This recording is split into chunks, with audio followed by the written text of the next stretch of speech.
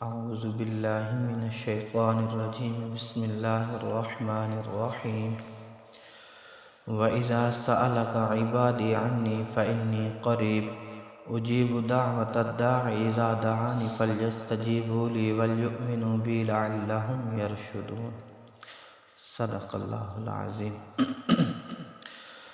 اس آیات مبارکہ کا کل ترجمہ ہوا تھا اور تفسیر تھوڑی سی رہتی تھی۔ آج انشاءاللہ اس کی تفسیر مکمل کریں گے۔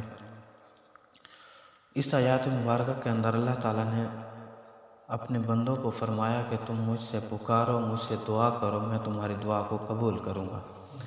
یعنی جو بھی بندہ اللہ تعالیٰ سے خالص نیت رکھ کے دعا کرتا ہے تو اللہ تعالیٰ اس کی دعا کو ضرور قبول فرماتا ہے۔ حضرت انس بن مالک رضی اللہ تعالیٰ عنہ فرماتے ہیں کہ اللہ تعالیٰ کے رسول صلی اللہ علیہ وآلہ وسلم فرماتے ہیں کہ اللہ تعالیٰ فرماتا ہے کہ اے ابن آدم، تیرے اور میرے درمیان تین چیزیں ہیں، ایک تو خالص میرے لیے، ایک خالص تیرے لیے، اور ایک چیز تیرے میرے درمیان مشترک ہے۔ میرا حق یہ ہے کہ تو میری خالص عبادت کر، میرے ساتھ کسی کو شریک نہ ٹھہرا، اور تیرا حق یہ ہے کہ تو جو بھی نیکی کرے گا میں اس کے اوپر تجھے اجر دوں گا، یعنی کسی نیکی کو تیری کو ضائع نہ کروں، تیرا حق یہ ہے۔ اور جو میرے اور تیرے درمیان مشترک ہے وہ چیز یہ ہے کہ تیرا کام ہے دعا کرنا اور میرا کام ہے دعا کو قبول کرنا، یعنی تو مجھ سے مانگ، مجھ سے دعائیں کر، میں تیری دعاؤں کو قبول کروں گا۔ اس آیات مبارکہ کی تفسیر کے اندر علماء کرام نے لکھا ہے کہ اللہ تعالیٰ کی یہ کیا حکمت ہے۔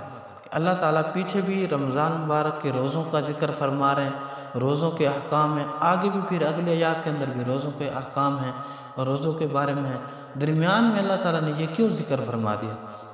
اس کا مطلب یہ ہے کہ اللہ تعالیٰ نے اس لیے فرمایا کہ روزے دار کے لیے یہ ایک خصوصی چیز ہے کہ جب بھی روزے ختم ہوں تو بندہ اللہ تعالیٰ سے گڑ گڑا کر خوب اللہ تعالیٰ سے دعا مانگے۔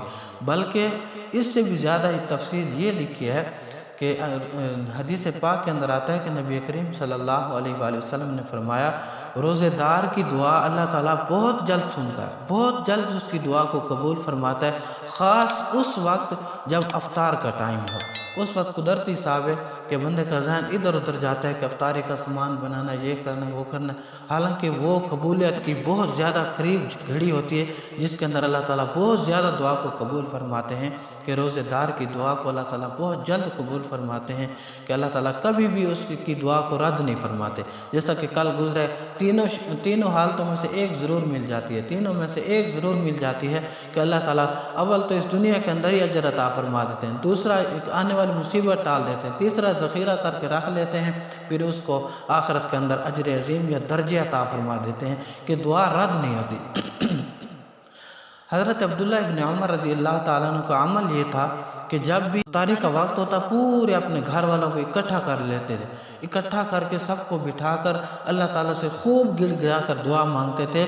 صحابہ کرام کے عمل سے یہ معلوم ہوتا ہے کہ یہ وقت قبولیت کا وقت ہوتا ہے، اس وقت اللہ تعالیٰ سے دعا مانگنی چاہیے۔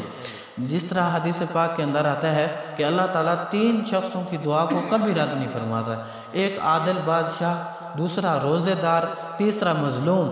ان کی دعا کو اللہ تعالیٰ جب قبول کرتا ہے، جب یہ دعا کرتے ہیں تو آسمانوں کے دروازے کھل جاتے ہیں، کوئی آڑ نہیں آتی، آسمانوں کے دروازوں کو چیر کر اللہ تعالیٰ کے پاس یہ دعا پہنچ جاتی ہے۔ پھر اللہ تعالیٰ فرماتا ہے کہ مجھے میرے عزت و جلال کی قسم میں تیری دعا کو ضرور قبول کروں گا، ہاں اس کے اندر میری حکمت ہو سکتی ہے، تھوڑی دیر ہو سکتی ہے، لیکن میں دعا تیری کو ضرور قبول کروں گا۔ اللہ تعالیٰ اپنی عزت و جلال کی قسم اٹھا کے کہتا ہے۔ اس لیے کچھ اوقات ایسے ہیں جو میرے ذہن کے اندر ہیں، میں بتا دیتا ہوں کہ جن کی اوقات کے اندر خصوصیت ہے، یعنی اللہ تعالیٰ بہت زیادہ دعا قبول فرماتے ہیں۔ ایک تو سحری کا وقت یعنی تہجد کے وقت، اکیلا بیٹھ کر کبھی اللہ تعالیٰ سے دعا مانگے بندہ تو یقیناً ایک سکون ملتا ہے، دوسرا اللہ تعالیٰ ضرور قبول فرماتے ہیں۔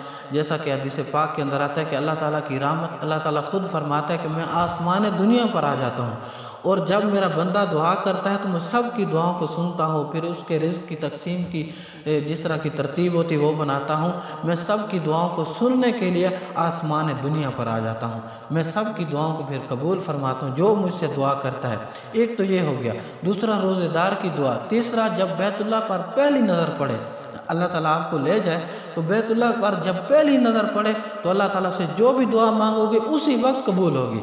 اس کے لیے ہمیں تو استاد کرام یہ فرماتے تھے کہ آپ اس طرح کریں، جب بیت اللہ شریف پر آپ کو پہلی نظر پڑے تو آپ کہیں کہ یا اللہ مجھے مستجاب الدعوات بنا، یعنی اس دعا کے صدقے مجھے یہ عطا فرما کہ میں جو بھی دعا کروں میری قبول ہو۔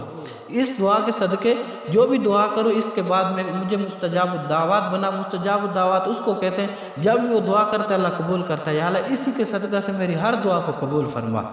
یہ بہت آسان ہے۔ پھر اس کے بعد فرمایا ہر فرض نماز کے بعد دعا قبول ہوتی ہے۔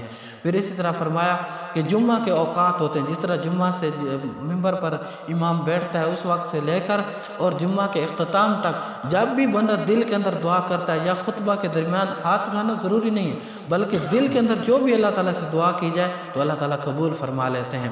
اسی طرح پھر فرمایا کہ والدین کی دعا اپنی اولاد کے حق میں بہت جلد اللہ تعالیٰ قبول فرماتا ہے۔ والدین دعا کر دیں، والدہ دعا کر دے، والد دعا کر دے تو اللہ تعالیٰ ضرور قبول فرما لیتے۔ کوئی مشکل ہو اپنی والدہ محترمہ سے دعا کر کے آپ یہ تجربہ کر کے دیکھ لیجئے، اللہ تعالیٰ ضرور قبول فرماتا ہے۔ ان لوگوں کی دعائیں اللہ تعالیٰ قبول فرماتا ہے۔ پھر نیک لوگوں کی، علماء کرام کی، ایسے ائمہ کرام جو نیک ہوں، حافظ قرآن ہوں، باعمل ہوں، اللہ تعالیٰ ایسے لوگوں کی دعا کو قبول فرماتا ہے۔ اس لیے اللہ تعالیٰ سے مانگنا چاہیے، اللہ تعالیٰ سے تعلق بنانا چاہیے۔ کچھ وقت، کچھ لمحہ نکال کے اکیلے بیٹھ کر تہجد پڑھ کے اللہ تعالیٰ سے دعا کیجیے، اللہ تعالیٰ ہر مشکل آسان کر دے گا۔ اللہ تعالیٰ سے دعا ہے اللہ رب العالمین ہمیں قرآن پاک پر صحیح سے عمل کرنے کی توفیق عطا فرمائے۔